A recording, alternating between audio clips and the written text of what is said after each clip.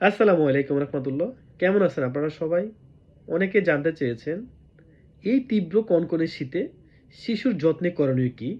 শিশুর যত্নে করণীয় হচ্ছে উপযুক্ত গরম জামা কাপড় পরিধান করবেন, গরম খাবার পরিবেশন করবেন, বাচ্চাকে গোসল সপ্তাহে নয়, সপ্তাহে প্রতিদিন নয়, ২ থেকে ৩ বার বাচ্চাকে গোসল করাবেন।